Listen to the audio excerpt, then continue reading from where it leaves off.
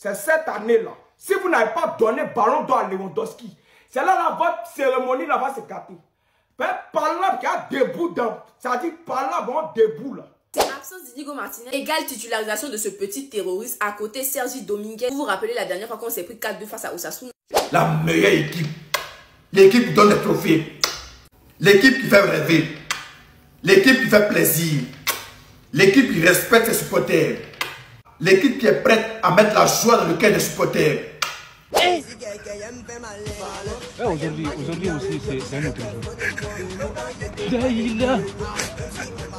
Le monde part en couille. J'ai du mal à imaginer.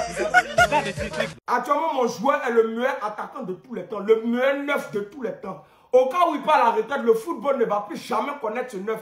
Il s'appelle Robert Lewandowski. Meilleur buteur de la Liga, meilleur buteur de la Ligue des Champions. Mais tandis qu'il y a un joueur qui est d'un club nul, un club de merde, qui porte numéro 9, à seulement 26 ans, il n'a même pas marqué 2 buts. Bref, les gens des ballons d'or France Football, c'est cette année-là. Si vous n'avez pas donné ballon d'or à Lewandowski, c'est là votre cérémonie là va se gâter. Par là, il y a debout dans. Ça dit par là, bon, debout là. Cette année, le ballon d'or là, il doit venir du Barça. Il ne sait pas Lewandowski, c'est Rafinha ou Lamine Yamal. Mais, moi je mise plus sur Lewandowski. Parce qu'en 2020, il devait prendre le ballon d'or. Les gens des ballons d'or, vos conneries, vous faites sur les autres là. Faut pas ça arriver sur nous. Faut pas ça va arriver sur nous. Actuellement, nos joueurs ont été tués pour prendre le ballon d'or. Il devait prendre ça en 2020, il n'a pas pris. Cette année-là, c'est pour Lewandowski. Ne nous énervez pas. Ça dit, ne commencez même pas. Ce que ça dit, ne commencez pas. Non. Sinon, par là, bon, debout là. Vous allez voir. Voilà, petite réaction sur la vidéo de Gotski. C'est très intéressant. Au fait, le ballon d'or encore loin. Mais c'est mieux, on va parler maintenant que d'attendre vers la fin. Puis tout va se mélanger. Lewandowski, Rafinha, Yamal, c'est le meilleur trio actuellement. C'est-à-dire, si tu fais un top 5 des meilleurs joueurs du monde actuellement, forcément, ils sont dans le top 5. Concernant le ballon d'or, il ne faut pas qu'on va faire la même erreur que le Real de penalty. C'est-à-dire, nous-mêmes, communauté Barça d'avant d'être unanime. Si on voit Rafinha, Yamal, Lewandowski, de la manière qu'ils ont commencé, c'est de la même manière qu'ils ont terminé. Ok, il y a débat, on laisse à faire des débats, on laisse à faire des j'aime Yamal, j'aime Rafinha, j'aime Lewandowski. On choisit un qui a venu nous représenter directement. Et celui-là, c'est Lewandowski. D'abord, il a déjà une grosse cote. Et de deux, il a subi une injustice. Donc, tout ça là peut servir. Donc, on choisit Lewandowski. Communauté Barça, on doit être unanime. On dit la communauté Barça est la meilleure communauté au monde. C'est une famille, on aime trop nos clubs. En équipe même, on remarque ça. Quand tu vois Yamal et Rafinha, on a Gavi, Lewandowski aussi, ça adore. Donc tout ça, il faut montrer ça. Et puis le plus important, c'est-à-dire même si la communauté s'est mise d'accord, il faut que même les Yamal là commencent à chuter. Ouais, je pense que Lewandowski, vu la saison, il mérite un ballon d'or. Rafinha aussi, de son côté, ouais, je pense aussi que Lewandowski aussi, il mérite le ballon d'or. Si ceux-là, ils ont dit comme ça, là, ça tue le débat. C'est pour le bien du Barça. Parce que si chacun commence à faire Team Yamal, Team Lewandowski, Team Rafinha, je vous assure, on va perdre ce ballon d'or là.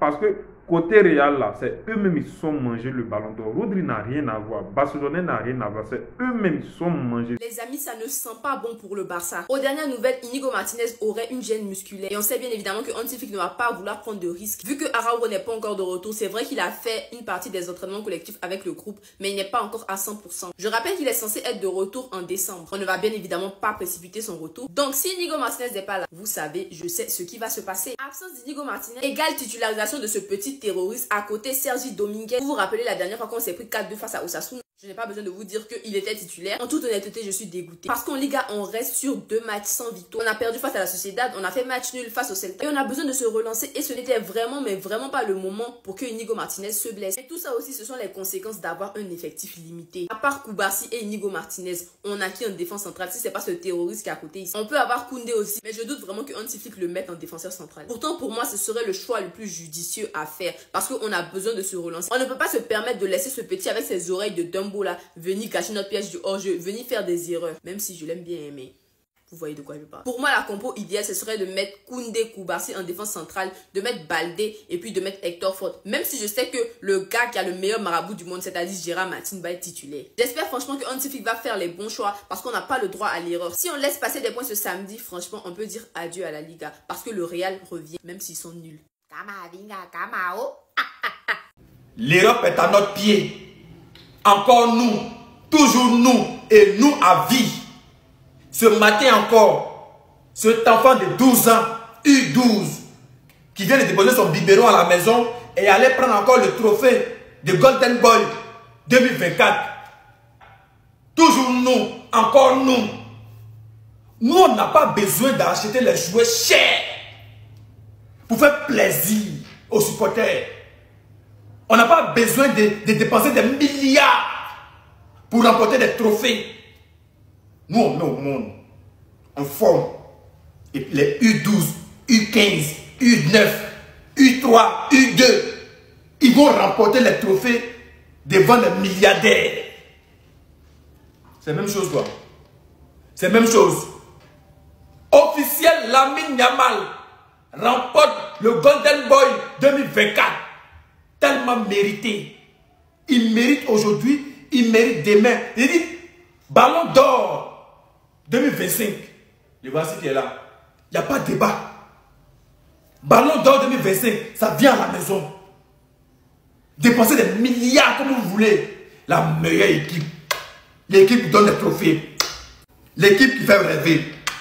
L'équipe qui fait plaisir. L'équipe qui respecte ses supporters. L'équipe qui est prête à mettre la joie dans le cœur des supporters. Sans compter sur Habit. Sans compter sur FIFA. Sans compter sur hors-jeu. Sans compter sur penalty. Le petit a joué son ballon colo-colo. Et aujourd'hui, il remporte le Golden Boy 2024. Devant tout le monde. Devant ses aïeux. Devant ses grands-parents. Devant ses ancêtres. Félicitations. Félicitations. Vous allez lire tout ce qui est trophée. Nous allons rafler à gauche, à droite. Même trophée de biberon. Même trophée de goûter de soir. Même trophée de déjeuner. Même trophée de dîner. Même trophée de minuit. Tout cela remporte, nous rafle tout cette année. Il n'y a pas l'homme pour nous. Il n'y aura jamais l'homme pour nous. 2025, vous allez lire. Mon fils, profite. Va prendre ton biberon. Il va jouer tes amis. Tes amis de U9, U3, U4, U12. Tu es encore bébé où? Bibi, va-moi. Merci, merci, merci. On descend là. Merci, merci.